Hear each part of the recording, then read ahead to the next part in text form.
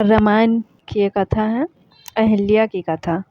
प्रातःकाल राम और लक्ष्मण ऋषि विश्वामित्र के साथ मिथिलापुरी के वन उपवन आदि देखने के लिए निकले। एक उपवन में उन्होंने एक निर्जन स्थान देखा।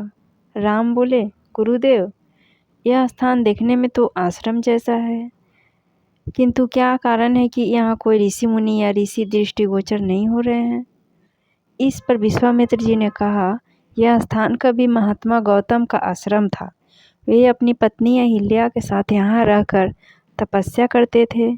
एक दिन गौतम ऋषि की अनुपस्थिति में इंद्र ने गौतम के वेश में आकर अहिल्या से प्रणय याचना की। यद्यपि अहिल्या ने इंद्र को पहचान लिया था, तो भी यह सोचकर कि मैं इतनी सौंदर्यशाली हूँ कि देवराज इंद्र स्वयं मुझसे प्रणय याचना कर रहे हैं, अपनी स्वीकृति दे दी। जब इंद्र अपने लोक लौट रहे थे, तभी अपने आश्रम को वापस आते हुए गौतम ऋषि की दृष्टि इंद्र पर पड़ी। उस समय इंद्र उन्हीं का वेश धारण किए हुए था।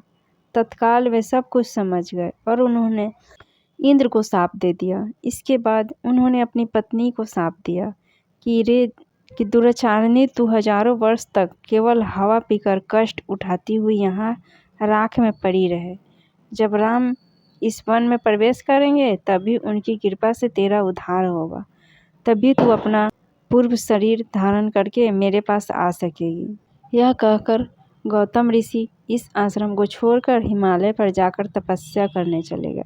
अतः ये, हे राम, अब तुम आश्रम के अंदर जाकर अहिल्या का उद्धार करो। विश्वामित्र जी की आज्ञा पाकर वे दोनों भाई आश्रम के भीतर प्रवेश हुए। वहाँ तपस्यारत अहिल्या कहीं दिखाई नहीं दे रही थी, केवल उसका तेज संपूर्ण वातावरण में व्याप्त हो रहा था। जब अहिल्या की दृष्टि राम पर पड़ी, तो उनके पवित्र दर्शन पाकर वह एक बार फिर सुंदर नारी के रूप में दिखाई देने लगे। नारी रूप में अहिल्या को सम्मुख पाकर राम और लक्ष्मण ने श्रद्धापूर्वक उनके चरण स्पर्श किए। उससे उचित आदर सत्कार ग्रहण करके वे मुनिराज के साथ पुनः मिथिलापुरी लौट आए। यह अहिल्या की कथा कैसी लगी? मेरे वीडियो को लाइक शेयर सब्सक्राइब जरूर कीजिएगा। Thank you so much.